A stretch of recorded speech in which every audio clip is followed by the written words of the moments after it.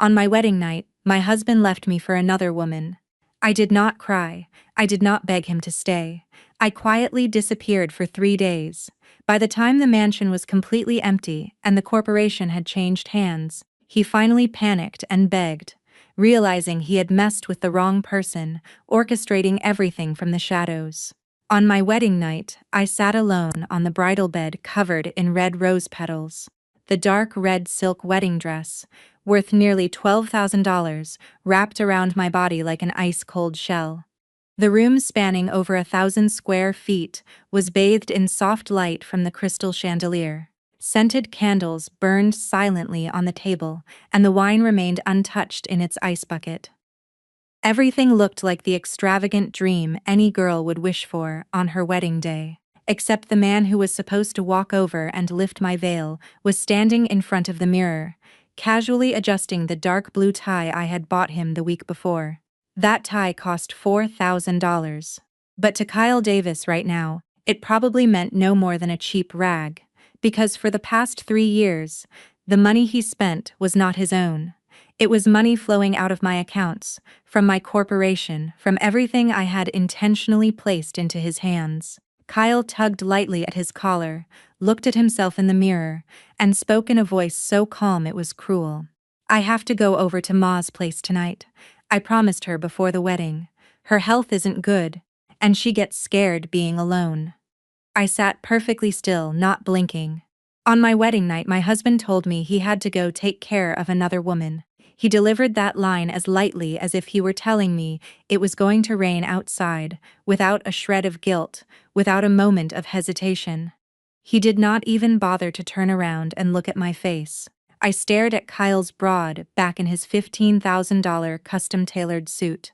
3 years ago, he was just an entry-level sales rep, making $2,000 a month, wearing a wrinkled dress shirt to his interview, his hands shaking so much he dropped his pen when signing his name. I was the one who pulled him out of that damp, moldy studio apartment in the Bronx.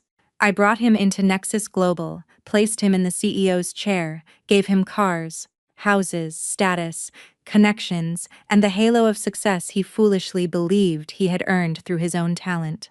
Seeing that I remained silent, Kyle tilted his head slightly, as if my silence was ruining his mood. He turned around, his eyes carrying that familiar look of annoyance. "Amanda, can you be a little understanding? Maya is fragile and gets panic attacks on special days. I will just go for a bit and come back." Special days. I almost laughed out loud. So, in his eyes, our wedding night was Maya's special day, not the special day of the wife sitting right here on the bridal bed. For the past 3 years, the name Maya Jenkins had wedged itself into my life, like a rotting thorn. When he went on business trips with her, he said she was terrified of flying alone.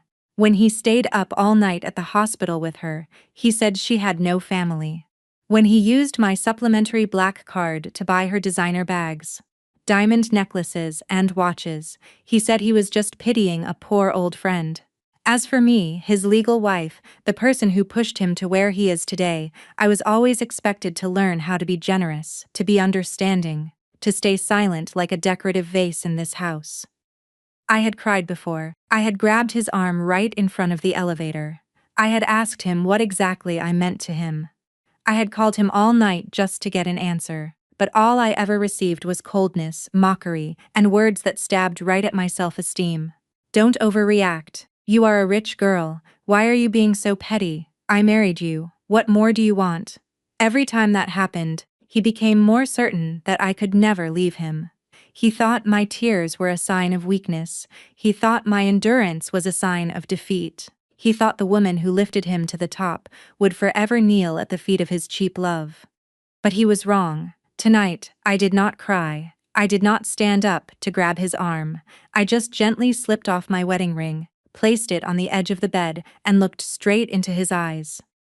"All right, go ahead." Kyle froze. He had clearly prepared a whole speech to deal with my jealousy. He was waiting for me to cry, waiting for me to scream, waiting for me to lose control so he would have an excuse to scold me for being unreasonable. But I was far too calm. That calmness made the corners of his mouth stiffen for a second. "What kind of game are you trying to play now?" I smiled very faintly. "Nothing. I am just tired. His eyes darkened. Perhaps that sentence irritated him more than any crying ever could. A man like Kyle Davis needed women to suffer for him to prove his own worth. The calmer I was, the more insulted he felt. He picked up the keys to the black Porsche I had bought him for his birthday last year, and spoke coldly. Amanda, do not think this attitude of yours scares me. I told you straight up. The person I love is Maya. I married you because of our families, because of business, because of responsibility. You should know your place. I looked at him for a long time. That face used to make my heart soften, used to make me think that if I were just good enough, he would turn around. But now, I only found it hilarious.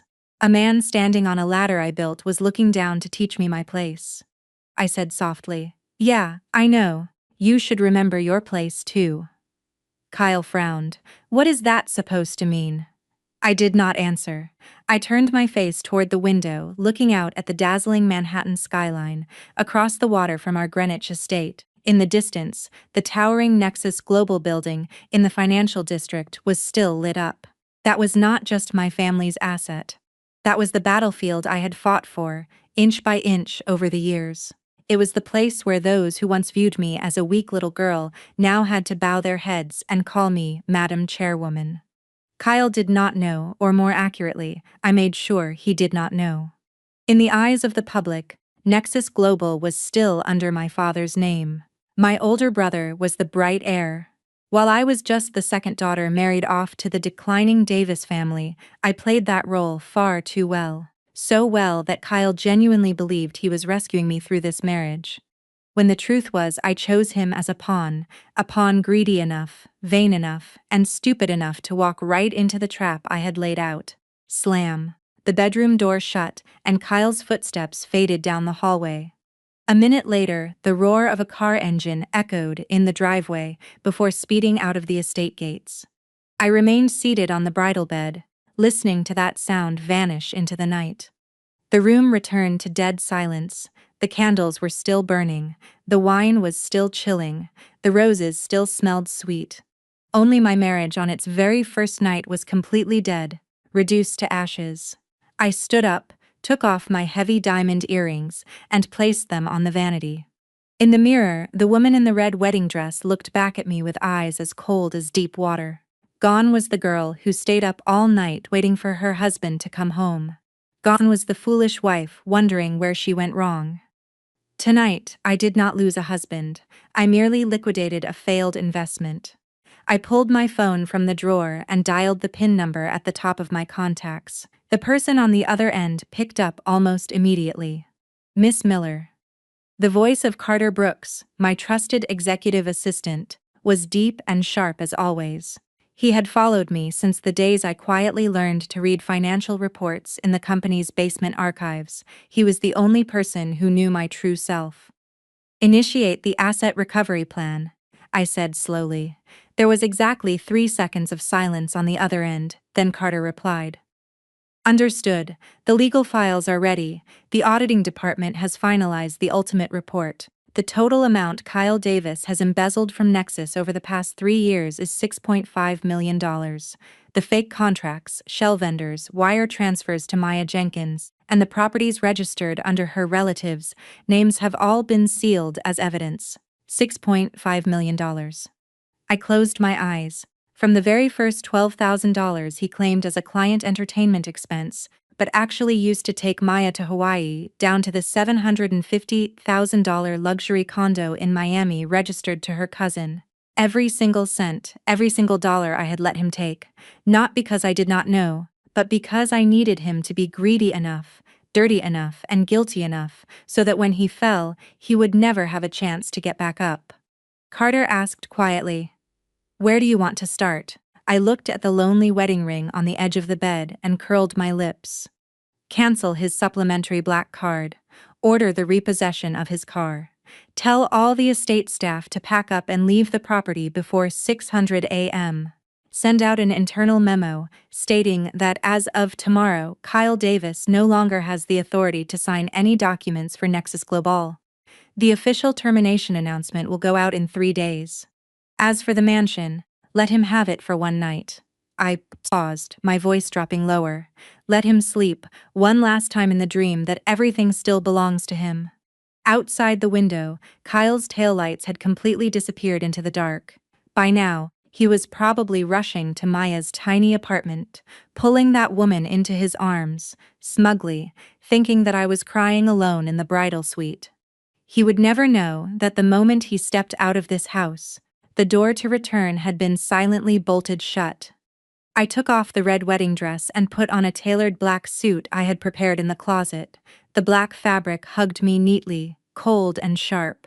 I looked at myself in the mirror one last time, wiped off the bright red lipstick, and applied a much darker shade. The wedding was over. From now on, there was no more Amanda the bride. There was only Amanda Miller, the woman who would personally take back everything the traitor had stolen. By the time Kyle's Porsche left the estate gates, I was no longer standing by the window. I went down to the home office on the first floor, a place he was never allowed to enter. The room had soundproof glass doors, a built-in wall safe, and 3 computer monitors directly linked to Nexus Global's financial mainframe. I sat down and opened every file Carter had sent over. Kyle's name appeared densely across forged vouchers, fake contracts, and money funneled through backdoor shell companies. Every number felt like a stab, not into my heart anymore, but straight into the righteous, hypocritical mask of the man I had just called my husband. At almost 3 a.m., Carter called back. "Miss Miller, the supplementary card is locked. The vehicle repossession order has been sent to the Asset Management Division. All staff will vacate the estate before 6 a.m. As for the termination notice, I have set it to pending. It will automatically broadcast across the entire corporate network in exactly 3 days." I looked at the wedding ring resting in the palm of my hand, the diamond glowing coldly under the desk lamp. "Good. He will come back tomorrow morning. Do not stop him. Let him walk right into an empty house. Do you want to leave anything behind?" I stayed silent for a few seconds before answering. A deactivated black card and a piece of paper. What should be written on it? I picked up a pen. The words appeared neatly on the blank white paper. "I am leaving. If you can keep this house, keep it." Carter did not ask any more questions. He understood me too well. Some words look like surrender, but they are actually a sealed death warrant. I did not need to argue with Kyle on my wedding night. A man like him, the longer he was left to fester in delusions, the harder it would hurt when he finally woke up. The next morning, as sunlight filtered through the thin curtains, Kyle woke up in Mia's cramped apartment.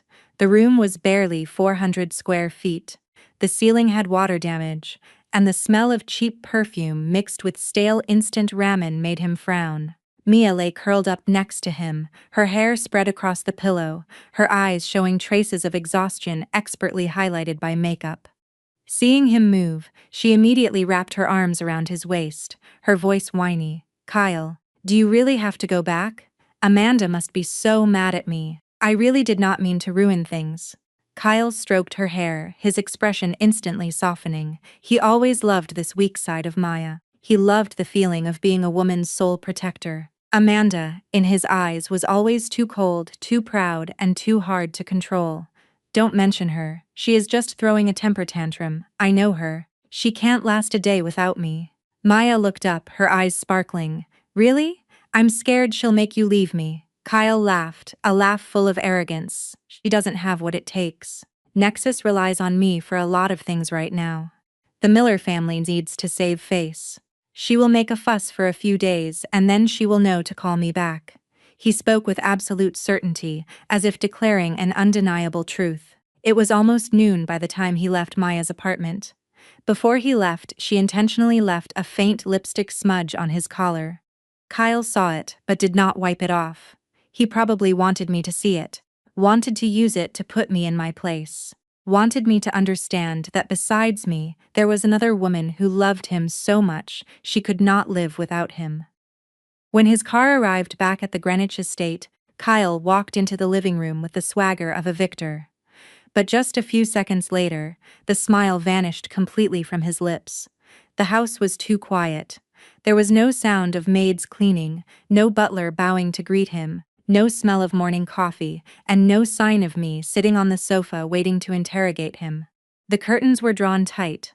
The massive living room was drenched in a cold gray light, so luxurious it felt like a tomb. "Amanda!" His shout echoed and then dissolved into the emptiness. No one answered.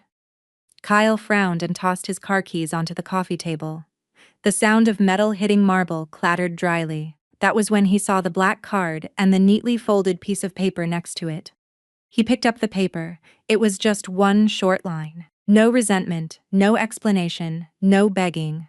He stared at it for a long time and then laughed. "Amanda Miller, you sure know how to play games." He crumpled the paper and tossed it into the trash can, his eyes full of contempt. In his mind, I was still the wife trying to use the old running away from home trick to force him to bow his head. He even leaned back on the sofa, kicked his feet up on the table, and looked around the estate with satisfaction, as if this place now entirely belonged to him. But just a few minutes later, hunger struck. He opened the refrigerator only to find it completely empty, except for a few bottles of water. He tried to call the butler only to realize he did not even have the man's phone number saved. He opened a food delivery app, but struggled endlessly, because he did not know the exact security gate address of the hillside estate. At that moment, for the first time in 3 years, Kyle realized that the luxurious life he thought he commanded only operated because I was standing behind it. I sat in the highest office of Nexus Tower, watching the security camera feed broadcasting. On the screen, the man who had arrogantly walked out of our bridal suite was now standing in the middle of the empty kitchen, his face growing darker by the minute. Carter placed a cup of hot tea in front of me. "Miss Miller, he still thinks you are just throwing a tantrum." I took a sip of the tea, the bitterness spreading slowly across my tongue. Then let him think that for one more day. Outside the glass windows, the city was as loud and chaotic as if nothing had ever happened. But inside me, the storm was already changing direction. I was in no rush. Kyle had taken 3 years from me. I was going to use 3 days to make him understand exactly what it felt like to lose absolutely everything. That afternoon, Kyle stayed alone in the estate. At first, he maintained his fake composure. He even went down to the wine cellar, opened a bottle, and poured it into a crystal glass that he used to brag to his friends was strictly for the elite. But wine could not fill an empty stomach. The larger the house was, the more the silence felt like a cold hand, slowly tightening around his throat. There were no maids asking what he wanted to eat, no butler reporting his schedule, no sound of my footsteps echoing down the hall. There was only the hum of the air conditioning and the ticking of the wall clock hammering away at Kyle's cracking ego. I watched it all through the monitors in my private conference room at Nexus. The security cameras caught him rummaging through the kitchen, yanking open every cabinet, scowling at the shiny silverware, but failing to find even a single pack of instant ramen. He kicked a cabinet door hard, cursing under his breath. Carter stood behind me, his voice devoid of emotion. He tried ordering food 3 times, but canceled halfway through. He probably doesn't know the exact security clearance code for the private neighborhood. I gently set my teacup down. For 3 years, he had never even had to worry about securing a single meal for himself.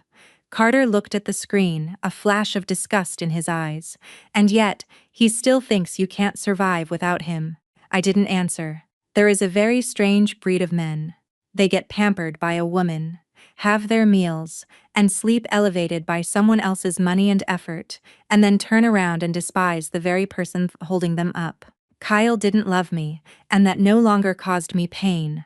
What disgusted me was that he had taken my kindness and turned it into a doormat. By nightfall, Kyle finally couldn't take it anymore. He sat on the sofa holding his phone, staring at my name and his contacts for a long time. I guessed he was trying to figure out what tone to use when calling me. Reproachful, patronizing, or faking generosity. A moment later, he hit call. My personal phone had been turned off since last night. The device lay in my drawer, silent and dead. A robotic voice echoed in the estate's living room. "The number you have reached is not in service." Kyle froze. He stared at the screen, then dialed again. It was the same cold response. A third time. A fourth time. He started pacing back and forth across the living room, every step heavier than the last. Amanda Miller, you've got some nerve turning your phone off on me, he muttered to himself. His voice was angry, but there was already a hint of panic deep in his eyes. If I had cried, if I had texted him a string of curses, if I had called him non-stop, he would have felt secure, because when someone is still making a scene, it means they still care. But I was silent. That silence was the very thing that made Kyle start to lose his mind. In the middle of the night, he went up to the master bedroom. The bridal bed still had the red sheets.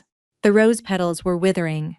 The ice in the wine bucket had completely melted, and half of the bed was cold and empty, as if no one had ever laid there. He stood at the door for a long time before stepping inside. Perhaps for the first time, he understood that this room was not warm because it was luxurious, but because someone had always been standing behind him, arranging everything perfectly for him. I did not sleep at the estate that night. I stayed in the private suite behind the chairman's office. On the desk were the termination files for Kyle, the civil lawsuit drafts, the audit reports, and the drafted press releases. I read every page until almost morning. Every signature, every corporate seal, every irregular transaction reminded me that I could not afford to go soft. A man accustomed to betrayal will not be grateful if forgiven. He will only view forgiveness as a free pass to hurt me a second time. The next morning, Kyle showed up at Nexus Global in the most expensive suit in his closet. He tried to groom himself meticulously, but the dark circles under his eyes and the exhaustion on his face could not be hidden.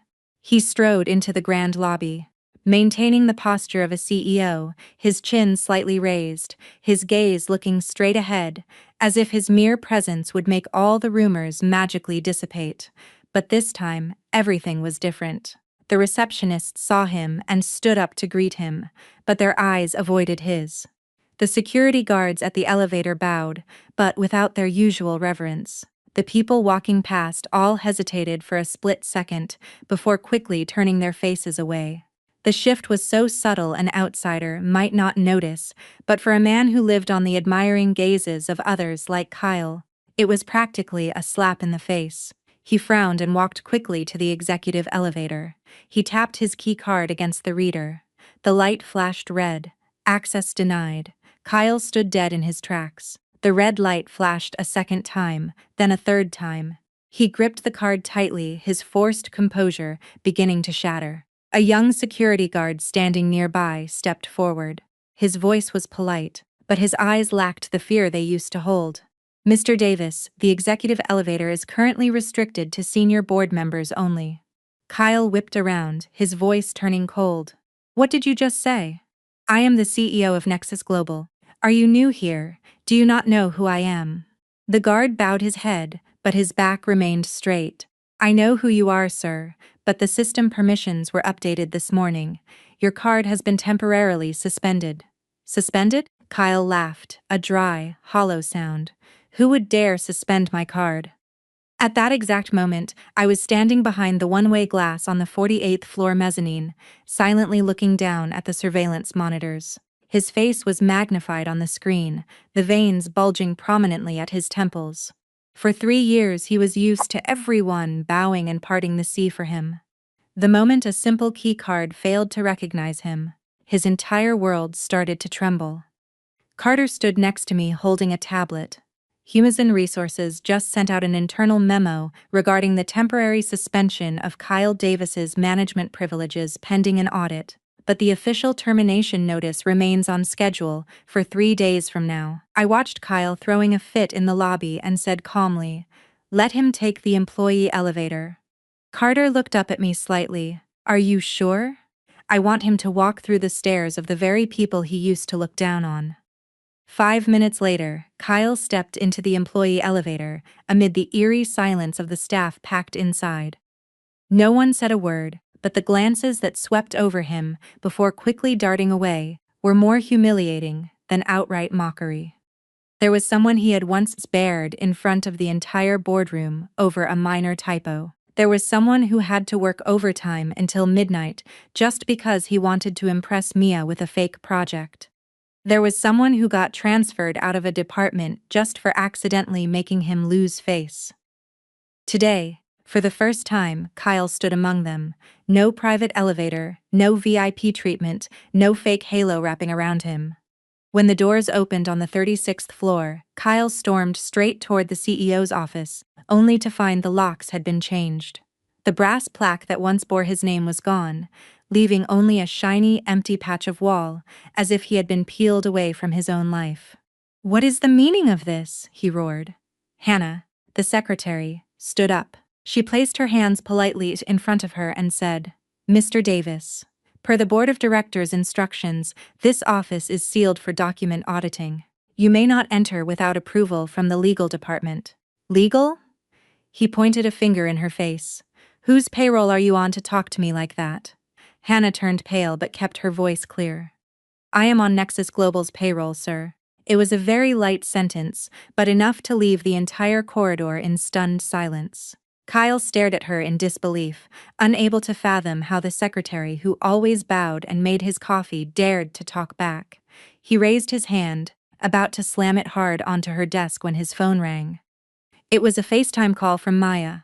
He looked around, suppressed his rage, and declined the call. But seconds later a text popped up. "Kyle, why is the card you gave me declining? They told me the account is locked. I'm at the mall right now. This is so humiliating." Kyle froze. The anger on his face cracked, giving way to panic. He immediately called the bank, desperately trying to maintain his commanding tone. "This is Kyle Davis. Check the status of my unlimited supplementary black card immediately." The person on the other end spoke for a long time. I couldn't hear what was being said, but watching his face turn from angry to dead pale, I knew the bank had delivered the exact script I had prepared. That card never belonged to him. It was a supplementary card tied to my personal wealth, and I had frozen it. Kyle gripped his phone so hard his knuckles turned white. He started calling me. 1 call, 2 calls, 5 calls, all unreachable. He switched to calling my father, then my father's private secretary, then a few board members who used to drink with him. No one picked up. Some picked up only to say they were busy. One person texted back a cold reply. "Internal Nexus matters. It is not my place to interfere." At this point, Kyle finally felt that something was terribly wrong. He was no longer standing up high, looking down at the world. The floor beneath his feet was cracking piece by piece. I left the surveillance room and walked into the grand boardroom. At the table, 12 senior executives were already seated. When I walked in, they all stood up in unison. Chairwoman Miller. I pulled out the center chair, sat down, and opened the black folder in front of me. "Let's begin. Starting today, every project that went through Kyle Davis will be audited. Anyone involved better confess before I find out myself." The air in the room instantly snapped taut, like a bowstring. I knew this storm wouldn't just sweep away Kyle. The cronies who took kickbacks with him, who used his name to bleed Nexus dry, who viewed me as a soft, ignorant girl, they were all going to pay today. Carter's phone buzzed. He glanced at the screen, then handed it to me. The hallway camera showed Kyle charging toward the boardroom, blocked by 2 security guards at the door. His face was flushed red, his eyes full of rage and anxiety. "Where is Amanda Miller? Tell her to come out and face me." I looked at the screen and smirked ever so slightly. "Not yet." Kyle's voice echoed from the hallway, furious and out of control. The boardroom doors were heavily soundproofed, but through the monitors, I could clearly see his lips shouting my name. He kept trying to shove the guards aside, as if believing that as long as he could breach this room, he could instantly take back everything. It was laughable. Some people live in a bubble of power for so long they forget that real power isn't about having a loud voice, an expensive suit, or the chair they used to sit in. True power belongs to the person who can sign a single piece of paper and bring their entire world crashing down. I closed the folder and looked at the 12 executives in front of me. Nobody dared to breathe too loudly. These men who used to raise their glasses with Kyle, who called him their brother, who thought I was just the wealthy wife sitting behind the curtain, were now all bowing their heads, avoiding my gaze. I spoke slowly. "Open the doors." Carter paused for a second, then signaled the guards. The boardroom doors swung open. Kyle practically lunged inside, but the moment he crossed the threshold, he froze. The scene inside was completely different from what he had imagined. I wasn't sitting in a corner crying. I wasn't flustered about getting caught. I was sitting at the head of the table. In front of me was the audit file. Behind me was a massive screen displaying the financial web of Nexus Global.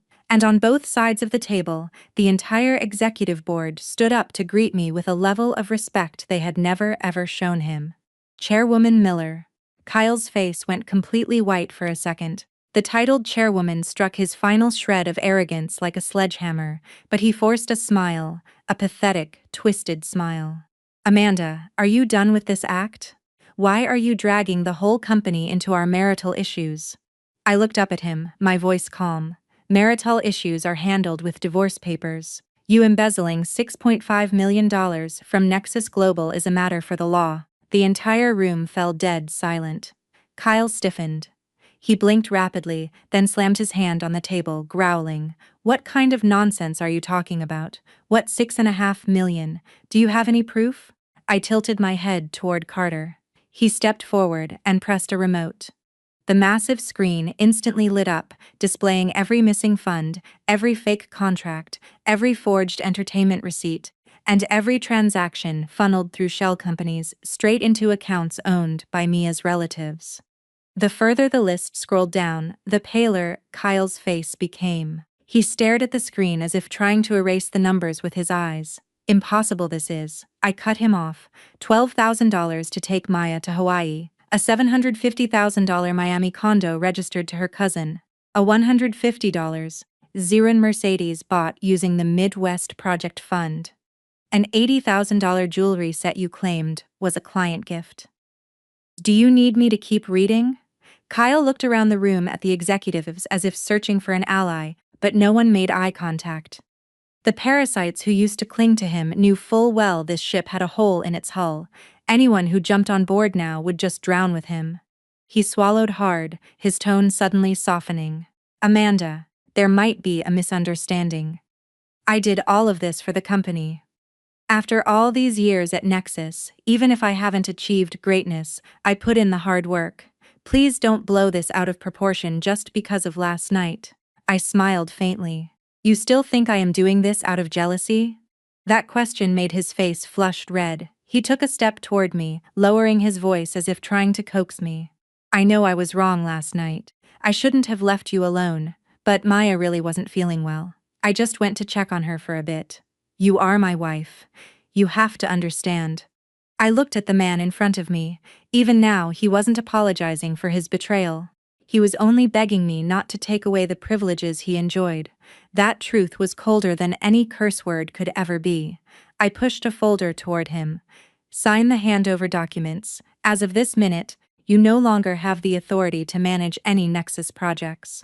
Your corporate accounts, company car, office, assistants, and all access rights are revoked. If you cooperate, I will let legal handle this by the book. If you do not cooperate, I will send this file straight to the FBI's Economic Crimes Division today. Kyle stared at the folder like it was a death warrant. His hands trembled, but he tried to act tough. You wouldn't dare. If something happens to me, the Davis family won't let this go, and your father would never allow you to ruin this marriage. I stood up. The room grew even quieter. I walked slowly over to him, looking straight into the eyes that once foolishly made my heart soften. Kyle, do you still not get it? My father handed Nexus over to me 2 years ago. The Davis family has only survived this long because of my contracts. As for this marriage, from the moment you walked out of that bridal suite last night, it became worthless. Right then, Kyle's phone rang. He looked at the screen. It was his father calling. The moment he answered, the screaming from the other end was so loud the whole room could hear it. You absolute idiot. What the hell did you do? Nexus just terminated every single contract with our family. The banks are calling to call in our loans and suppliers are pulling out in droves. Kyle stood paralyzed. The phone slipped from his hand, hitting the floor with a sharp, hollow clack. I didn't look at him anymore. I just walked back to my seat, signed my name on the final resolution, and said, "Scorecourt Mr. Davis out." Two security guards stepped forward. This time, Kyle didn't struggle like before. He looked at me, his eyes full of panic and disbelief, as if only just realizing that the woman he abandoned on their wedding night had never been weak. As the boardroom doors closed, I heard him howling outside. "Amanda, you can't do this to me." I set my pen down. My voice was very soft, but loud enough for the entire room to hear. "It was you who chose this ending." Kyle was escorted out of the Nexus building under the silent gazes of dozens of employees. No one laughed, no one gossiped aloud, but that very silence made his humiliation worse than being cursed at. The man who used to walk into the grand lobby like a king was now flanked by two guards like a common trespasser. He yanked his shoulders to shake their hands off, trying to retain his last shred of dignity. "I can walk myself." The guard stepped back half a pace but kept closely behind him. Kyle adjusted his collar, lifted his chin, and walked out the door. However, the Porsche that was usually parked in front of the building was gone. In its place stood an agent from the Asset Management Department holding a repossession form. "Mr. Davis, the vehicle has been towed back to the corporate asset lot. Here is the confirmation notice." Kyle snatched the paper and tore it to shreds before even finishing reading it. "That car is mine." The agent bowed slightly, his voice calm. "The vehicle is registered to the corporation. The purchase was authorized by Chairwoman Miller. You were only granted usage rights." Those words slapped him right in the face. Kyle stood in the middle of the company plaza empty-handed. His wallet only had a few dollar bills left. His credit cards were locked, his car was repossessed, his office was sealed, and his phone was vibrating non-stop with calls from his father. He didn't dare answer. That ringing was no longer a sign of family concern. It was a demand for debt. It was the sound of the Davis family collapsing and dragging him down with them. I stood by the floor-to-ceiling windows on the top floor, watching him stumble toward the gates. Carter stood behind me, delivering his report in a flat tone. "The Davis family has received the contract termination notices. 3 banks are auditing their related loans. Several subcontractors have proactively sent apology letters, stating they were previously coerced by Kyle Davis into signing unfavorable terms." I wasn't surprised. Rats flee a sinking ship. The people who bowed to Kyle never respected him. They only did it because they thought he was the son-in-law of the Miller family, backed by Nexus Global. Once the shadow behind him disappeared, he was nothing but a hollow shell. Any movement from Maya Jenkins. Carter unlocked his tablet and held it up to me. On the screen was security footage from the hallway of Mia's apartment building. She was dragging a suitcase out the door, wearing the designer dress I had seen in Kyle's supplementary card statements. She was nowhere near as fragile as she sounded during those midnight phone calls. Her movements were fast and efficient, as if she had prepared an escape route a long time ago. I watched for a few seconds and said, "Send her location to Kyle." Carter raised an eyebrow. "You want him to catch her? He needs to see with his own eyes the true nature of the love he abandoned me for on our wedding night." Half an hour later, Kyle took a taxi to Maya's apartment complex. He had borrowed the cab fare from an old friend. After wiring the money, the friend had texted a very cold message. "This is the last time." Just as Kyle ran to the elevator doors, he saw Maya standing in the lobby, dragging her suitcase, waiting for an Uber. He froze, then immediately rushed over and grabbed her arm. "Maya, where are you going?" Mia flinched. But when she got a clear look at his disheveled state, her eyes changed rapidly. There was no more innocence, no more tears, no more soft cotton-like voice. There was only annoyance and disgust. She couldn't even hide in time. "Let go of me." Kyle acted like he didn't hear her. He gripped her tighter, his voice. "You know what happened, right? Amanda has gone crazy. She set me up. Don't be scared, I will fix this. As long as you stay by my side, I swear I'll take it all back." Maya burst out laughing, a short, cold, razor-sharp laugh. "Take it back with what? Your cards are locked. Your car is gone. You've been fired. Kyle, wake up. You are not the CEO of Nexus anymore." Kyle's face drained of color. He looked at her as if she were a total stranger. "What are you talking about? You used to say that having me was enough. Maya ripped her arm away from him. When you had money, a car, a penthouse, and a title, it was enough. What do you have now? Did you really think I was madly in love with a married man who only knew how to use his wife's money to sugar daddy me? Those words left Kyle dead inside. All the sweet words he believed. All the nights she cried for him to come over. All the "you're all I have" promises shattered into pieces right in front of his eyes. His voice trembled. Maya, don't mess with me. I lost everything because of you.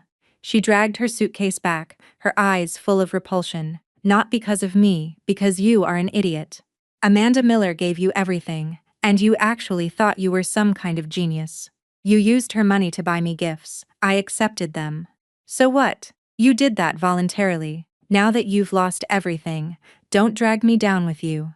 Kyle lunged forward to grab her suitcase. Maya screamed. The two of them began wrestling right in the middle of the lobby. Security guards ran over, and bystanders pulled out their phones to record. The man who used to step out of luxury cars and tailored suits was now standing in a crowd, desperately clinging to his mistress, begging like a beggar for one last shred of warmth. I watched the live video feed on the tablet. My heart wasn't filled with gloating like I thought it would be. I just felt cold. So, the thing he called love was so incredibly cheap that all it took was one declined credit card to expose its true face. Carter asked. Do we need to intervene?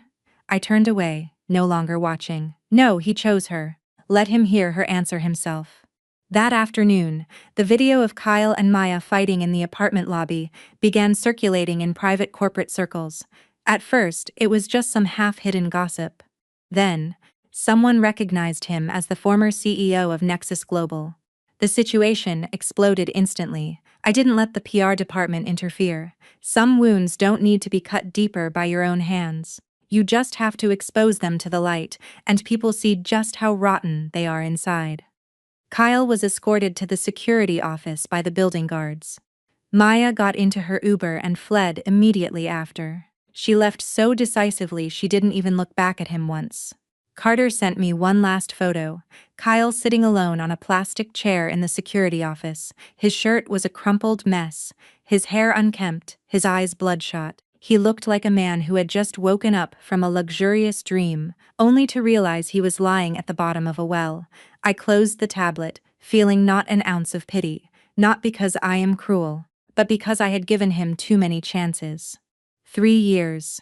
If he had turned back just once, if he had sincerely told me just once that he was wrong, maybe I wouldn't have pushed things to this extreme. But Kyle never showed remorse for hurting me.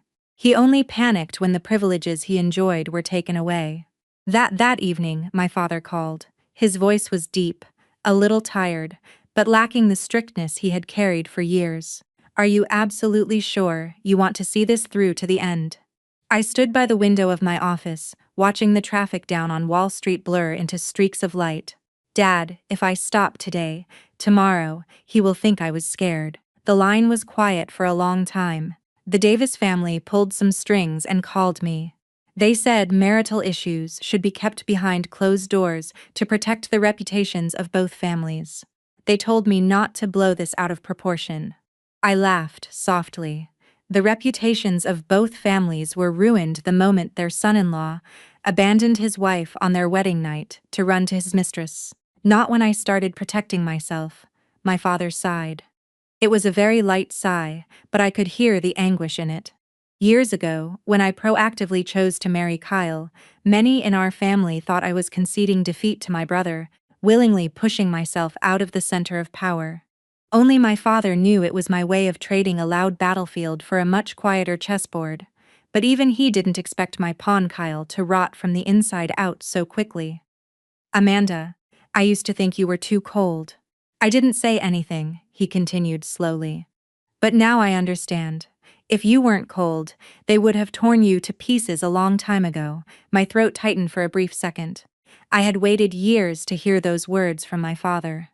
When my brother was praised for being decisive, I was called stubborn. When he yelled in board meetings, it was called leadership. But when I dealt with a traitor using rules and evidence, they called me cold-blooded. It turns out that when a woman wants to stand at the top, she has to hide her pain far better than anyone else. I replied softly. I don't want to win using tears anymore. Then do what you believe is right, my father said. I won't interfere. After hanging up, I sat alone for a long time in my brightly lit office. Outside, Nexus Global was still operating as usual. Thousands of employees were working. Contracts needed signing. Shareholders were waiting for results. Nobody had time to pity a betrayed woman, and neither did I. I refused to let myself collapse over a man who wasn't worth it. Around 11 p.m., Carter knocked and walked in. Miss Miller, Kyle is outside the gates of the Greenwich estate. He is demanding to be let in. I pulled up the surveillance feed. Kyle was standing outside the massive iron gates. Night rain lightly falling on his shoulders. He kept pressing the intercom button, his face a mix of exhaustion and fury. Behind him, a taxi was waiting with its meter running. The driver leaned out the window, demanding to be paid. Kyle dug through his wallet, but didn't have enough cash, and his cards were useless. The driver started shouting. The man, who casually spent millions on watches for his mistress, was now standing in the rain, arguing over a $100 cab fare. I watched the scene, my voice unchanged.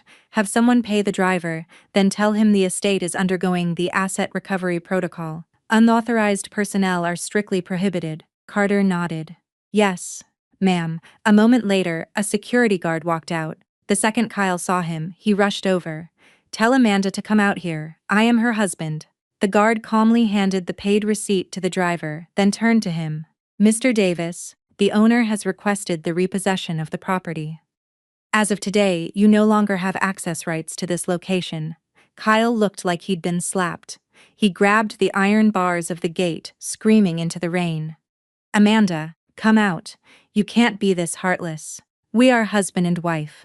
I sat in my car not far away, listening to every word through the guard's earpiece. Husband and wife. Hearing those words come out of his mouth now was so late it was laughable.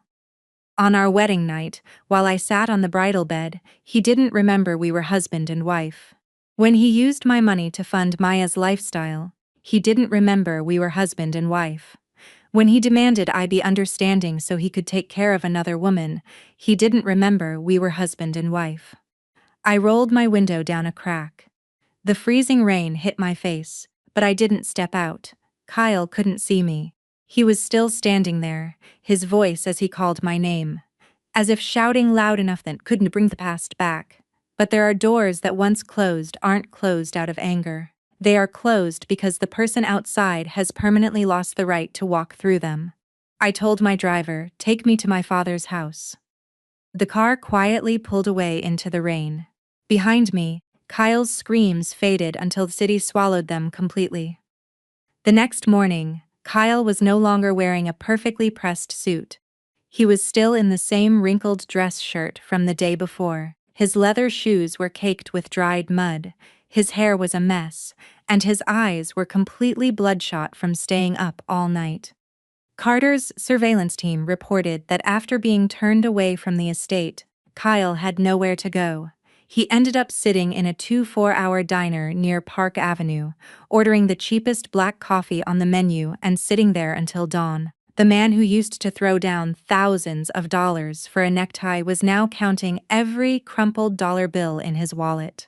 After hearing the report, I simply signed the final documents revoking his legal representative status for 3 major projects. I didn't have any spare emotions left in my hands. People often think revenge is about gloating, about feeling thrilled and laughing out loud when the traitor falls. But for me, it wasn't like that. Revenge was like surgically extracting a tumor that had embedded itself deep in my flesh. It hurt, it was cold, it required absolute precision, and my hands could not afford to shake. Around 9 a.m., Kyle went to the Davis family home. I guessed he was seeking his last safe haven. But the Davis household was in more chaos than he could have ever imagined. The moment he walked through the door, his father slapped him hard across the face in front of several relatives. Mr. Davis had always been a man obsessed with saving face. His whole life, he had relied on his connections with my family to drag his company out of debt. Now that Nexus had severed all contracts, banks were freezing credit lines, and partners were pulling out simultaneously. The Davis family was like a rotting ship caught in a hurricane.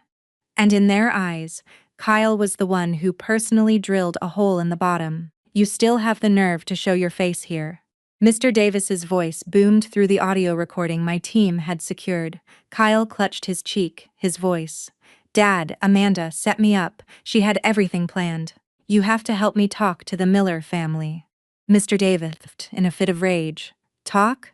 You abandoned your wife on your wedding night to run off with some, and you embezzled over $6 million from her company. You expect me to have the face to go talk to them? You are the son-in-law of the Millers. She wouldn't dare push this to the edge. Are you still not awake? The Miller family doesn't care about your dignity. They only care that you are dragging them down into the mud." Kyle was kicked out of the house amid the curses of his relatives. The mother who used to do on him the most only stood behind the door crying, not daring to step out and pull her son back. It wasn't that she didn't love him. It was because she understood that if they kept him around, the whole family would die under the crushing weight of debts and lawsuits. I sat in the study at my father's house. In front of me was a cup of chamomile tea that had gone cold. My father placed a folder on the table. Inside were divorce papers that his lawyers had meticulously prepared. He looked at me, his voice deeper than usual. "Do you still love him?" I looked at my signature on the document, my heart strangely at peace. I loved the man I thought he would become. As for the Kyle of today, I only feel like I am looking at a stranger. My father nodded, a flash of sadness in his eyes. Perhaps any father would hurt seeing his daughter, having to sever her marriage right after the wedding day. But he didn't stop me. He knew better than anyone else. If I went soft today, tomorrow I wouldn't just lose my dignity, I would lose Nexus Global. By noon, Kyle started calling the men who used to call him brother. The first one didn't answer. The second one said he was in a meeting. The third one listened, then sighed. "Kyle, I'm telling you as a friend right now, you just need to apologize to Chairwoman Miller. You can't win against her." He roared into the phone. "Are you taking her side too?" The man stayed quiet for a few seconds before replying, "I'm not taking anyone's side. I'm taking the side of the person who holds the fate of my company in her hands." That answer left Kyle stunned. Just a day ago, these people were raising glasses to toast him as the ultimate corporate son-in-law. The young CEO, the man everyone admired. Today, they did the math remarkably fast and turned their backs on him without hesitation, exactly the way he had turned his back on me. Late that afternoon he showed up at the gates of Nexus Tower again. This time, he wasn't shouting. He stood under the sun, staring up at the towering glass skyscraper, his eyes vacant, unable to comprehend how, in just 3 days, everything had morphed into something entirely out of his reach. I was in a meeting upstairs. Carter handed me the camera feed. Kyle stood there for a long time before suddenly pulling out his phone to call me. My phone was still off. He switched to texting.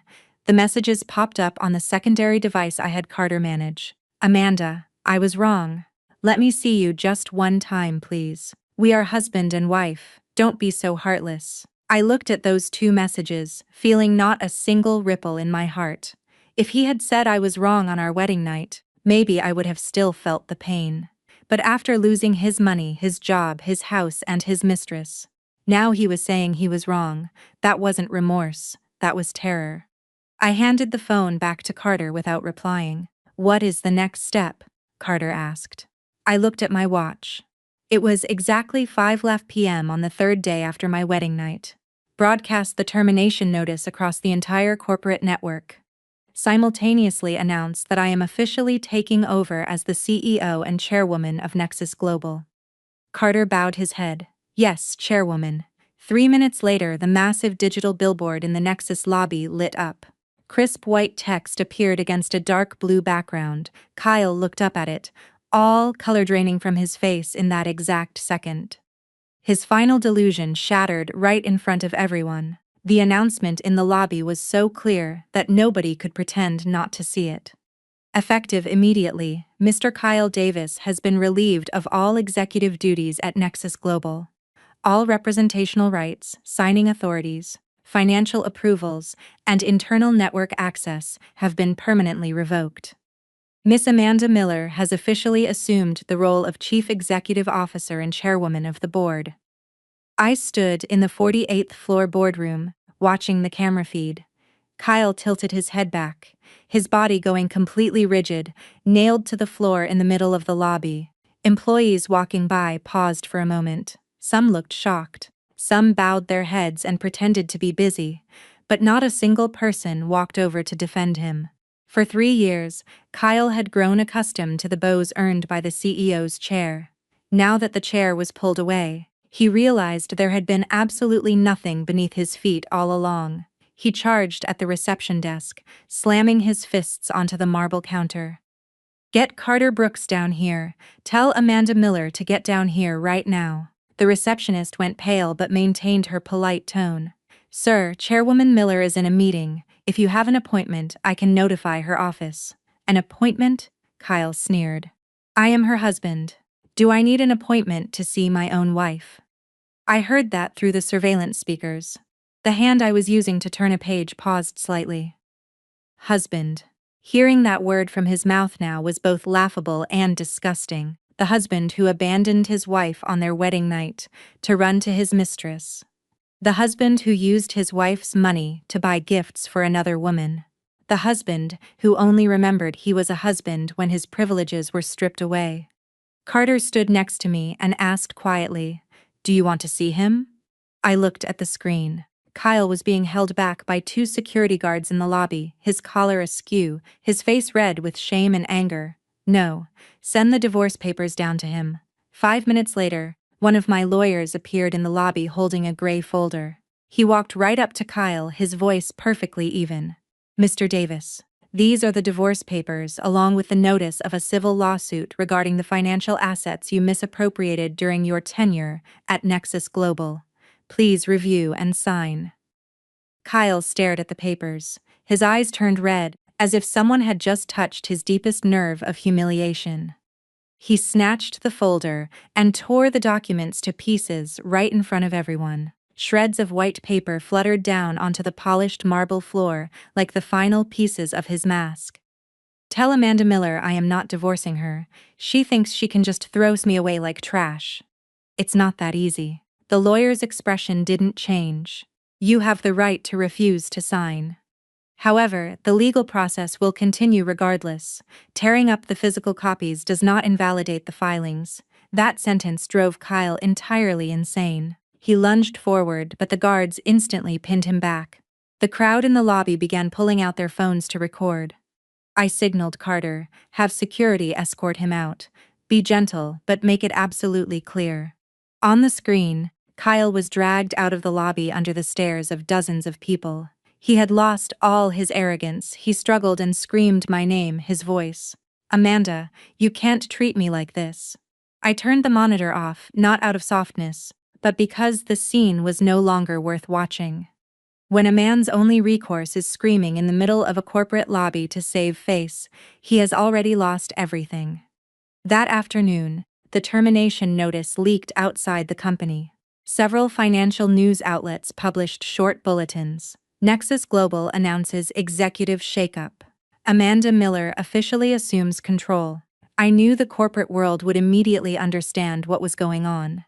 They didn't need to hear my side of the story to know how Kyle had betrayed me. Just seeing how Nexus stripped his power, seized his assets, locked his cards, and severed ties with the Davis family was enough to tell them he had done something catastrophically wrong. As predicted, within an hour, Carter's phone was lighting up non-stop. Partners sent congratulations. Shareholders requested meetings. Some executives who used to be close to Kyle proactively forwarded documents related to shady expenses. When the tree falls, the monkeys scatter, and even the parasites hiding in the bark crawl out, begging for mercy. I sat in my office reading those messages with perfect calm. Outside the glass window, the New York sky shifted into sunset colors. The late afternoon light fell across my hands, landing on the wedding ring I had placed inside a black velvet box. I stared at it for a long time, then closed the lid. That night, Kyle vanished from the cameras around Nexus. Carter had a surveillance team track him from a distance. They finally reported that he had walked into a rundown internet cafe in the Bronx. He was using a public computer to log into an alternate social media account. I looked at the screenshot sent to me. The words he typed appeared right before my eyes. I am being driven to a dead end by my rich wife and her family. On my wedding night, I simply went to take care of a severely ill friend. And for that, she froze my assets, stole my company, and threw me out of my house. I let out a soft laugh. In the end, with no money, no power, and no mistress, he chose the cheapest weapon available, playing the victim for the internet mob. Should we block it immediately? Carter asked. I looked at the fabricated lies spreading across the screen. No, let him post it. I want the public to let it ferment. If you want to put out a dirty fire, sometimes you have to let it burn big enough first. When everyone sees the smoke and then you drop the evidence, they remember it much longer. I stood up and pulled the curtains closed. The city outside was lighting up. A new act of Kyle's play had just begun. It was just a shame that this time the stage was no longer something he could control. Kyle's post spread faster than I expected. In just one night, it was shared across dozens of gossip forums and high society rumor pages. He wrote it very cleverly. He didn't mention abandoning me on our wedding night to run to his mistress. He didn't mention the millions embezzled from Nexus. He didn't mention the condos, cars, jewelry, and luxury gifts bought with corporate funds. In his story, I was the wealthy, cold, tyrannical wife using my family's power to destroy my husband over a minor misunderstanding. And he was the poor, victimized man who lost his job, his house, and his dignity just because he went to check on a sick friend. The next morning, the PR department sent me a sentiment analysis report. Some people were already calling me ruthless. They said, women with money are always wicked, that I used my power to oppress my husband, and that the rich treat people like garbage. Someone even wrote, poor guy.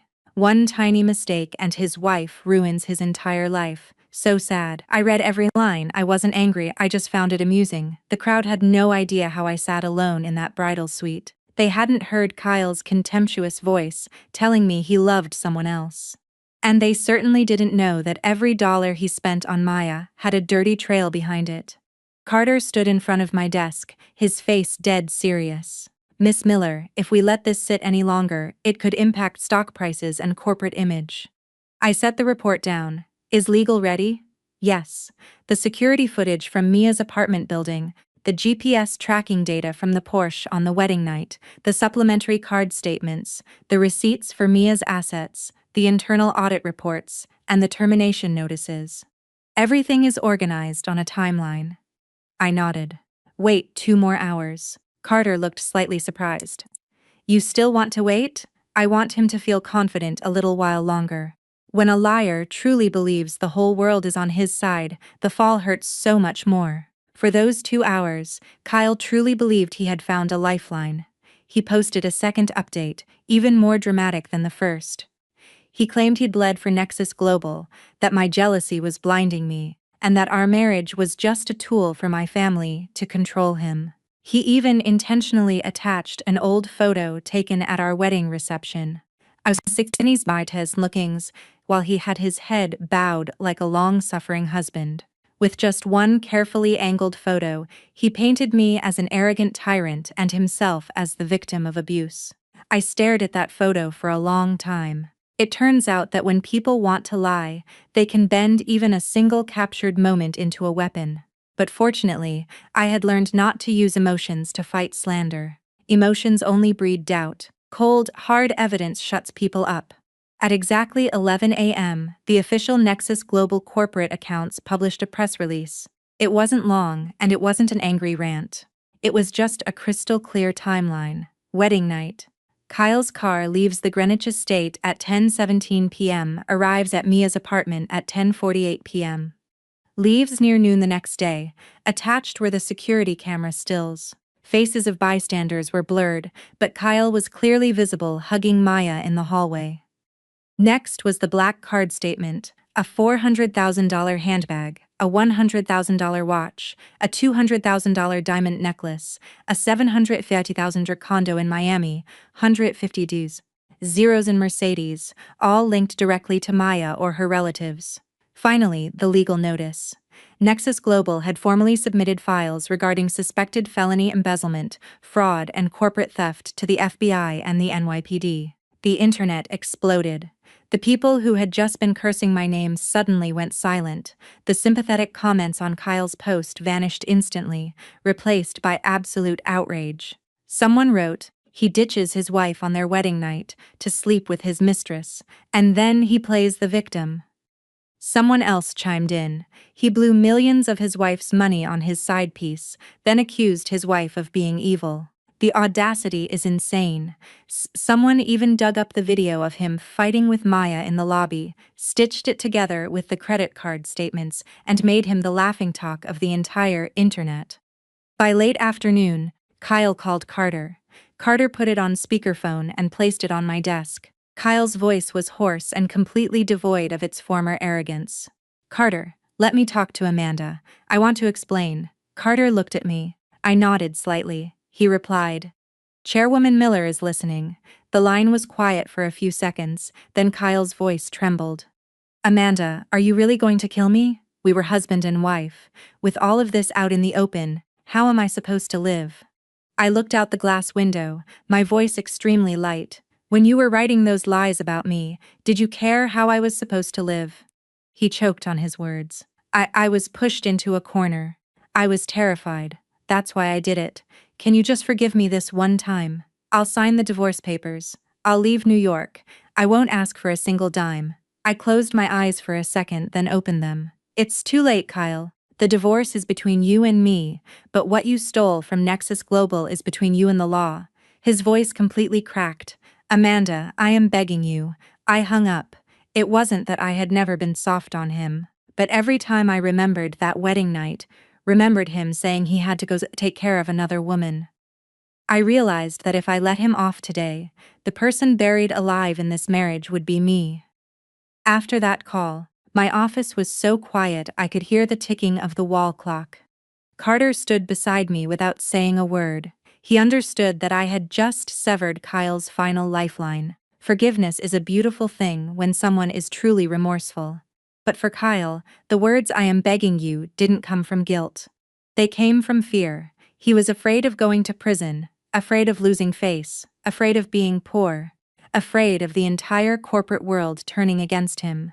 But the pain I had endured, the humiliation I swallowed on my wedding night, the dignity he trampled on for another woman, he had never truly seen any of it. I opened the last folder on my desk. It was black, and inside was every single piece of evidence arranged chronologically.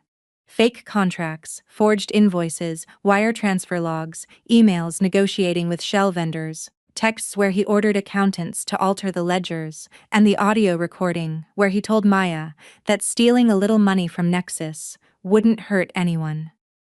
I rested my hand on the cover. It felt like I was placing my hand on the coffin of a rotting marriage. "Send it," Seiss said. Carter looked at me. "To the authorities right now?" "Yes, no more holding back." He nodded, took the folder, and walked out. The moment the door clicked shut, I finally allowed myself to lean back in my chair. For the past few days, I had been hyper-aware, cold, and precise as a machine, but only I knew that beneath that calm exterior was a wound that was still bleeding. I used to hope Kyle would change. I used to think a man who came from nothing would cherish what he was given. But I was wrong. Some people are pitiful when they are desperate. But the moment they get everything, their true greedy nature shows itself. That afternoon, economic crimes detectives arrived at Nexus Tower. I met with them directly in the legal department. The process went extremely fast because the file was airtight. The lead detective flipped through the pages, his expression neutral at first, but growing progressively sterner. "Miss Miller, the preliminary estimate of embezzled funds is $6.5 million, I replied. "That is only what we have finished auditing. We are still reviewing several offshore shell companies linked to the Davis family." He looked up at me. "You've known about this for a long time." I looked right back at him. I needed enough evidence so no one could dismiss this as a simple domestic dispute. He stayed silent for a few seconds, then nodded. I knew a lot of people, when they hear about a man cheating on his wealthy wife, assume it's just petty jealousy, an emotional catfight, a private family matter. But I wanted everything to be perfectly clear. Love might have made me blind, but the law is not blind. That night, Kyle appeared at the gates of my father's house. This time, he wasn't screaming. He stood under the yellow street lamp, his shirt wrinkled, his face covered in stubble, looking like he'd lost 20 pounds in just a few days. The guards reported his presence. My father wanted to send someone out to chase him away, but I stopped him. "Let me go see him one last time." My father frowned. "Are you sure?" I nodded. There were still a few things I wanted to hear with my own ears, just to see how far he would go. I walked out into the courtyard. The night breeze carried the faint scent of flowers. When Kyle saw me, he immediately lunged forward but was stopped by the guards. He had lost all his arrogance. His eyes were red. His voice was raw. "Amanda, I know I was wrong. Pull the charges. We can just divorce.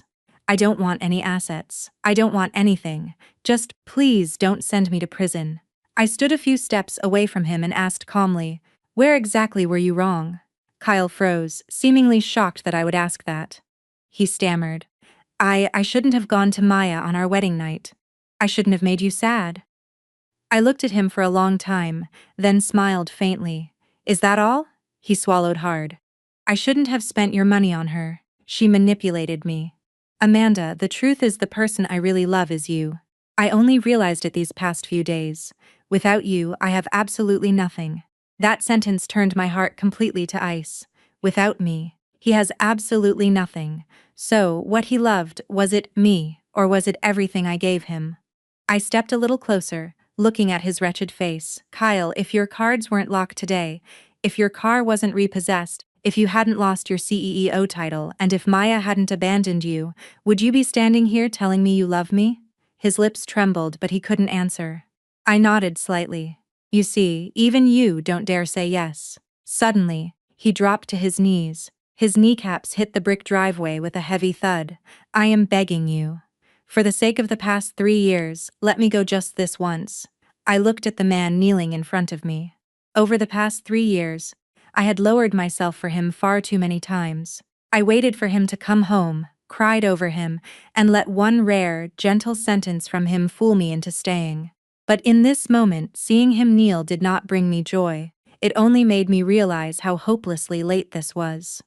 I took the past 3 years into account, which is why I gave you the chance to sign the handover documents quietly. But you chose to slander me to the public. I took the past 3 years into account, which is why I didn't release the evidence on day 1. But you chose to drag all of Nexus down to save your own ego. You don't need my forgiveness, Kyle.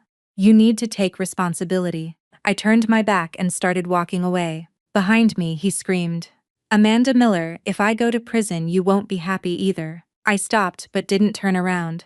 At least I will be living a clean life. At midnight, I received word that Kyle had been taken into custody for questioning. Carter sent a short text, "Warrant executed, target secured." I stared at that message for a long time before turning off my phone. Outside the window, New York was still shining, and inside my heart, the final piece of my past finally sank to the bottom. The next morning, I arrived at Nexus Tower earlier than usual. The city was still chilly from the night rain, and droplets on the glass skyscrapers reflected the pale gray sky. The moment I walked into the lobby, the entire reception staff bowed. There were no more probing stares like a few days ago. Following the press release and the mountain of evidence, they all realized that the person they truly needed to fear wasn't Kyle shouting orders, but the woman who had stayed silent for 3 years to keep the entire corporation from rotting. I went straight up to the 48th floor. Carter was waiting in my office holding a new report. "Chairwoman Kyle Davis has been remanded into custody pending investigation." Last night, he confessed that all major transactions were instigated by Maya Jenkins and he was only helping her out of affection. I took off my gloves, set my bag on the desk, and spoke flatly. "When you run out of escapes, even love turns into a blame game. Carter placed another photo on my desk. In it, Maya was pulling a suitcase through JFK Airport, wearing a wide-brimmed hat and a surgical mask. She was still wearing the designer clothes bought with my supplementary card. She booked a flight to Chicago, planning to catch a connection upstate to cross the Canadian border using a friend's contacts. I looked at the photo for a few seconds. The woman who cried that she was scared to be alone, who called my husband on our wedding night because she was so fragile, sure knew how to run away faster than anyone. I closed the file, notify the authorities, and send them all the documentation on the assets registered to her and her relatives. I already did. That includes the Miami condo, the Mercedes, the jewelry, her savings accounts, and 2 offshore transfers to the Cayman Islands. I nodded. In this chess game, Kyle wasn't the only piece that needed to be swept off the board. If Maya had just been the third person in my marriage, I could have treated her like an emotional stain, but the moment she accepted money from fraudulent contracts and put her name on assets stolen from Nexus, she was no longer just a bystander. Around noon, my lawyer sent over an audio clip from the interrogation room, legally extracted as part of the corporate litigation process. Kyle's voice was no longer aggressive. It was purely panicked. I didn't know anything. She told me to wire the money for an investment. She said she knew the project managers. I just signed some papers.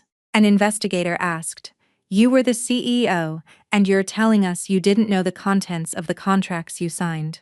Kyle was silent for a long time before his voice trembled. I trusted her. I hit pause. I trusted her, 3 incredibly ironic words. When I warned him to double-check those irregular expenses, he said I was being paranoid. When I asked why Maya was constantly on his business trips, he called me petty. When I stayed silent, he thought I was stupid. And now, facing the law, he was using trust to dress up his own greed as innocence. But black ink on white paper has no pity for anyone. That afternoon, Maya was detained at the airport. The news broke while I was in a meeting with the finance department. Carter leaned in and whispered it into my ear. I just gave a subtle nod and continued the meeting as if nothing had happened. I refused to let my life revolve around those 2 people for even 1 more minute. But after the meeting, I did open the video my lawyer sent. Maya, sitting in an airport security office, had lost all her softness. She pulled her mask down, her lips trembling. I just accepted gifts. I didn't know where the money came from.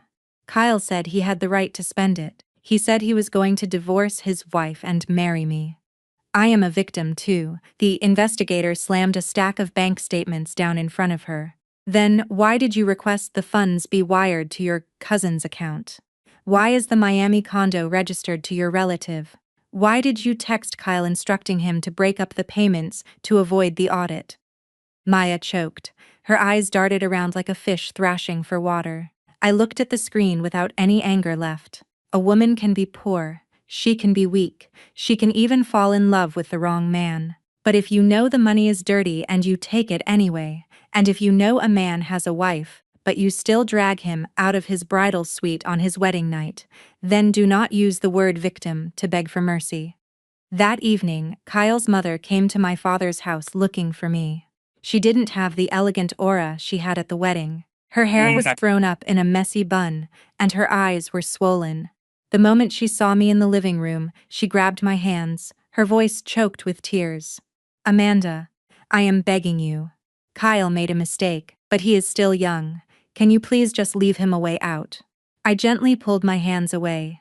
Before, this very same woman had told me that a wife needs to learn how to endure, that it was normal for successful men to have relationships on the outside. When I was in agony over Kyle staying out all night, she advised me to be generous to protect the marriage. Today, when her son brought disaster upon himself, she suddenly claimed he was still young. I looked at her, my voice neither heavy nor light. "Mrs. Davis, when he used corporate funds to buy a house for Maya Jenkins, he wasn't too young to know right from wrong. When he went online to slander me, he wasn't too young to understand the consequences." She burst into tears. "But if he goes to prison, his life is over." I answered very softly. "And if I forgive him, my life is the one that's over." She collapsed into the chair. sobbing violently. I didn't help her up, not because I was heartless, but because I was exhausted from having to be gentle with people who only remembered my kindness when they needed saving. I turned to Carter. Have someone take Mrs. Davis home. Make sure the paparazzi don't get photos of her. After she left, the massive living room returned to silence. My father walked out of his study and looked at me for a long time. Are you okay? I looked at my hands.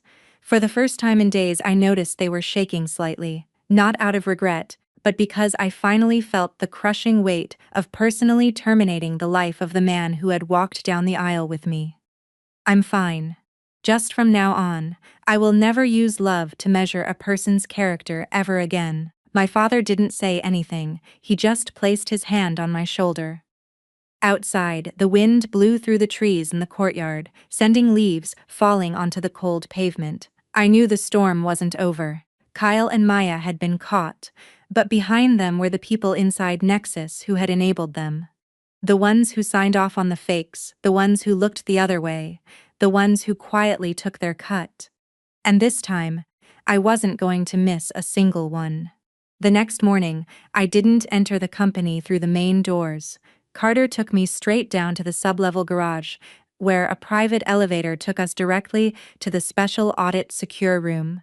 I wanted to see the faces of the people who had stood behind Kyle with my own eyes. A man like him couldn't have bled Nexus dry for 3 years without someone countersigning, someone altering the data, and someone intentionally letting dirty receipts slip through the system.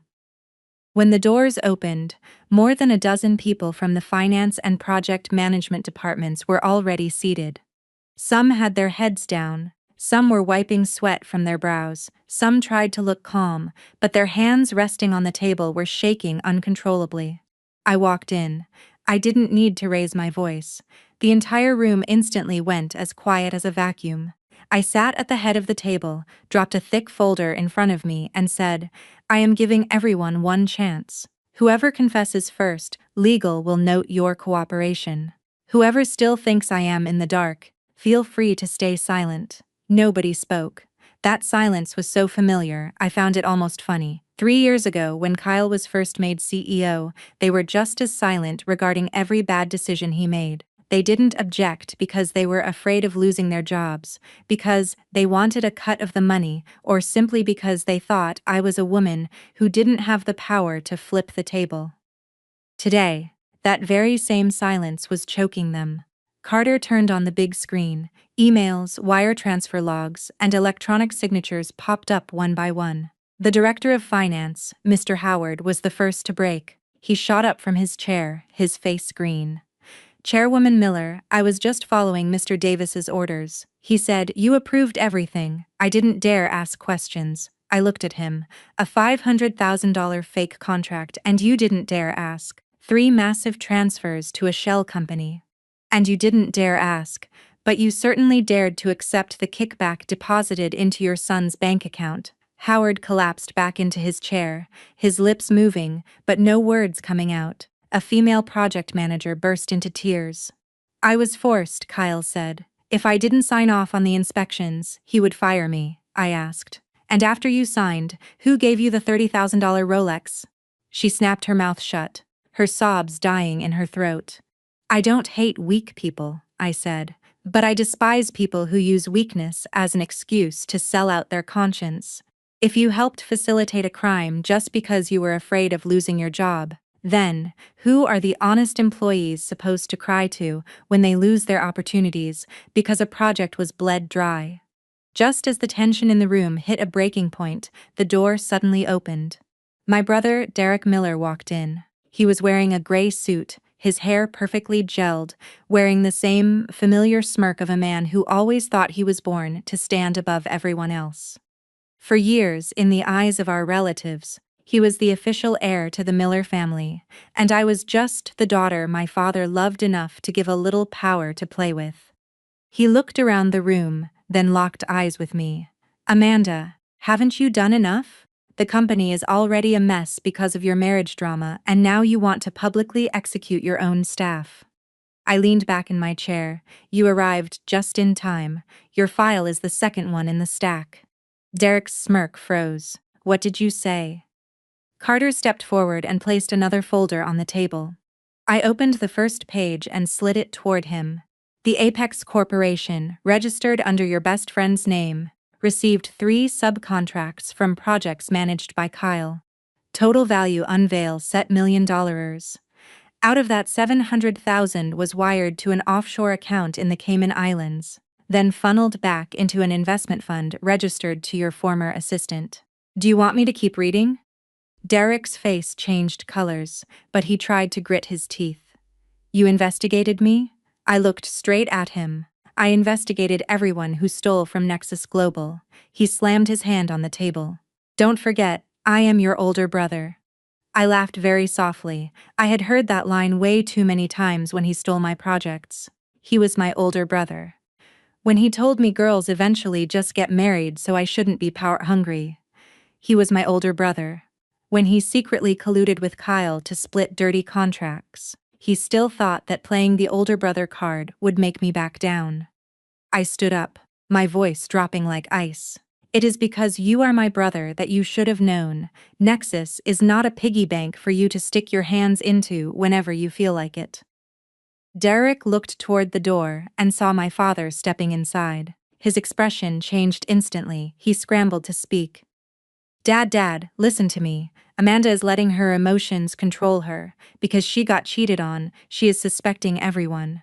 My father stood in the doorway, leaning on his cane, looking like he had aged years in just a few days. He looked at Derek. His eyes didn't hold anger, only bottomless disappointment. I gave you so many chances. Derek stood paralyzed. My father continued. But you chose to partner with a traitor to siphon money from your own family's company. Derek took a step back. In that moment, I saw his shell of confidence crack. He wasn't afraid of me, but he was terrified of losing his father's validation. Unfortunately, there are some things that once lost cannot be retrieved with a few excuses. I turned to Carter. Send all the files related to Derek to legal. As of today, suspend him from all positions at Nexus Global. Derek screamed. Amanda Miller, you wouldn't dare. I looked at him, enunciating every word. I dared the night of my wedding. The entire room was dead silent. The others finally understood that this storm wasn't just aimed at Kyle. I was tearing out the rot that had clung to Nexus for too long by the roots, even if it meant taking down my ex-husband, his mistress, trusted subordinates, or my own flesh and blood. When Derek was escorted out, the look he gave me was full of pure hatred. But I didn't look away. To protect what you've built, sometimes you have to accept being called ruthless by your own family. I closed the folder and looked at the remaining people in the room. Now, whoever wants to confess, start talking. This time, no one stayed silent.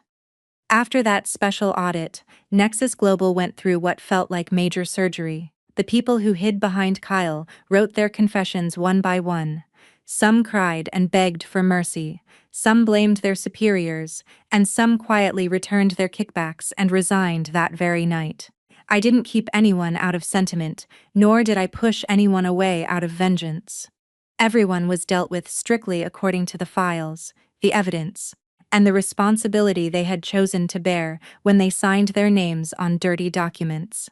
My brother Derek was suspended from all duties. My father didn't speak another word to him. His silence was heavier than any scolding. I knew my father was hurting, but if a family wants to stand strong, they cannot use blood ties as a curtain to hide corruption. If I had let Derek off the hook just because he was my brother, what right would I have to make anyone else pay the price? 3 weeks later, Kyle's case officially went to trial. That morning, a light rain fell over New York City. I wore a black suit, my only jewelry, a simple pair of pearl earrings. When my car pulled up to the courthouse, a swarm of reporters was already waiting outside.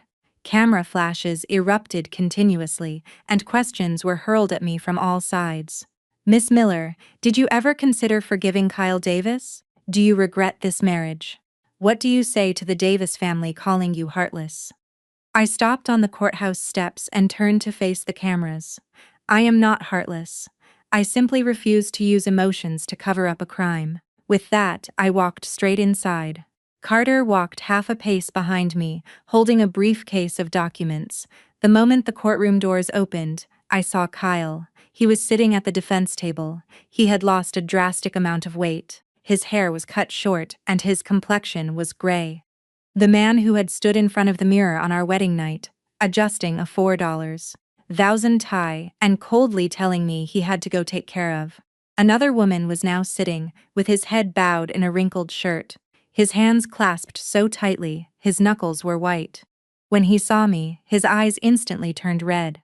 I don't know if it was regret, fear, or just absolute despair realizing the final door had been shut. Maya was there too. She sat on the other side, no longer wearing white dresses, no longer speaking in a soft voice, no longer playing the victim. Her face was sickly pale, and her eyes kept darting away from the cameras. When the prosecutor read out the list of assets she had received from illegal funds, she burst into tears. I didn't know. I swear I didn't know the money belonged to the company. Kyle said he loved me. He said those things were gifts. Kyle whipped his head around, his voice raw. You're lying. You were the one who told me to wire it to your cousin. You said it would be safer that way. Maya screamed back. If you weren't greedy, who could have forced you to sign? You had a wife and you still promised to marry me. You manipulated me. The two people who had held each other on my wedding night, who had viewed me as nothing but an obstacle to their epic romance, were now tearing each other to pieces in open court. I sat in the victim's gallery, quietly watching the scene. My heart didn't ache anymore. Some loves are never clean to begin with, so when the benefits disappear, all that is left is blame and hatred. After my lawyers presented the evidence, the courtroom was silent for a long time. The cold numbers spoke louder than any story. $6.5 million stolen from Nexus, dozens of fake contracts, assets shuffled through Mia's relatives, extravagant expenses disguised as corporate projects. Every piece of evidence was a brick pulled from the fake castle Kyle had built for himself. When the judge asked if he had any final statements, Kyle stood up, his lips trembling. I admit to my crimes, but I want to say a few words to her. All eyes turned to me. I didn't look away. Kyle looked at me, his voice breaking. Amanda, I know it is too late to say anything now. I used to think you had everything, just because you were born into a rich family. I used to think everything I had achieved was because of my own talent. It wasn't until I lost it all that I realized you were the one holding me up the entire time. I am sorry for that wedding night. I am sorry for hurting you. I looked at him. If I were the Amanda from 3 years ago, maybe just that one apology would have been enough to make me cry. But now I only felt a strange sense of absolute peace. I stood up, my voice not loud, but every word crystal clear. Kyle, I accept your apology, but accepting an apology does not mean erasing the consequences. I loved you, I trusted you, and I gave you far more than you deserved. But starting today, I give you back to the law, and I take my freedom back for myself. He bowed his head, his shoulders shaking. I sat back down and didn't look at him again. That afternoon, court adjourned before sentencing the following day. When I walked out of the courthouse, the rain had stopped. The wet pavement reflected the gray sky, but in the distance, a thin ray of sunlight was piercing through the clouds. My father was standing by the car waiting for me. He didn't ask anything. He just handed me an umbrella. Let's go home. I looked at the umbrella in his hand. Then, back at the courthouse behind me, some phases of life are like a rainstorm. When you're in it, you think it will never end. But as long as you have the strength to keep walking, eventually there will come a day when the sky clears up again. On the day of the sentencing, I went to the courthouse alone. My father offered to come, and Carter offered to escort me inside, but I declined. There are some doors you have to walk through on your own, just as there are some wounds only you know when they have truly healed. Kyle stood before the judge, his face gaunt, his eyes entirely devoid of the arrogance he carried when he walked out on me on our wedding night. Maya sat on the bench beside him, staring at the floor, her hands tightly gripping the hem of her shirt. When the judge read the verdict, the room was dead silent. Kyle was found guilty of felony embezzlement, corporate fraud, and breach of fiduciary duty, and ordered to pay full restitution to Nexus Global. Maya was convicted as an accessory for receiving, concealing, and transferring illicit assets.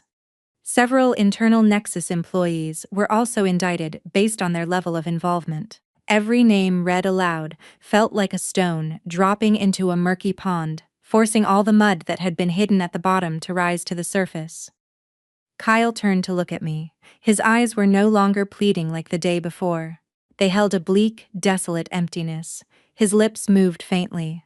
Amanda, I really am sorry. I looked at him, feeling no pain in my chest. Perhaps that was the true sign of letting go. When an apology comes too late, it doesn't have the power to save anything, but it can still close a chapter of your life. I gave a slight nod, saying nothing.